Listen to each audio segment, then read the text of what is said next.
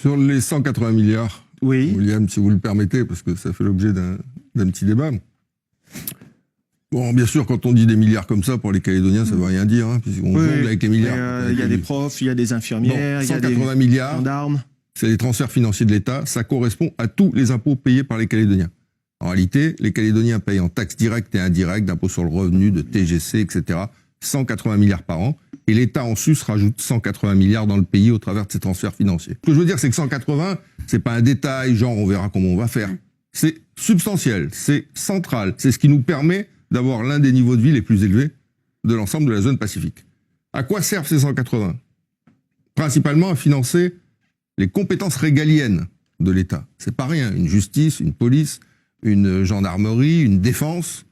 Donc c'est quelque chose de substantiel, ça conditionne la vie au quotidien des Calédoniens. Mais ça finance aussi, et ça plus personne ne s'en souvient, des compétences exercées par la Nouvelle-Calédonie. La Nouvelle-Calédonie est compétente en matière de lycée, de collège, d'enseignement, et l'État finance chaque année 50 milliards juste pour qu'on puisse faire fonctionner nos lycées et nos collèges. Et nous décidons, l'État paye, nous décidons. Donc, il est vrai de dire qu'une société qui s'envisage comme étant souveraine, avec 180 milliards en moins, ça va pas pouvoir le faire. C'est le premier point.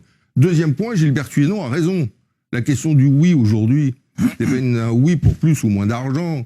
Le oui, c'est aujourd'hui une attente d'un ailleurs où beaucoup de Calédoniens, pas automatiquement indépendantistes et pas automatiquement Kanaks, n'ont pas aujourd'hui leur place dans une Nouvelle-Calédonie française. Et ils se disent, peut-être demain, dans une Nouvelle-Calédonie souveraine, je pourrais avoir la place qui m'est refusée aujourd'hui. Pourquoi ? Donc attention à, dans notre campagne électorale, c'est le sens en tout cas de la démarche du nom de Calédonie Ensemble, c'est une campagne électorale où on doit intégrer cette dimension de dignité, de reconnaissance, de respect de ceux qui veulent dans le oui, pas simplement une Nouvelle-Calédonie souveraine, mais une place pour eux. Et ça, c'est un élément essentiel, me semble-t-il, du débat de ce prochain référendum. D'autant plus qu'après, je finis, on doit conjuguer le oui et le non de toute façon, d'une manière ou d'une autre.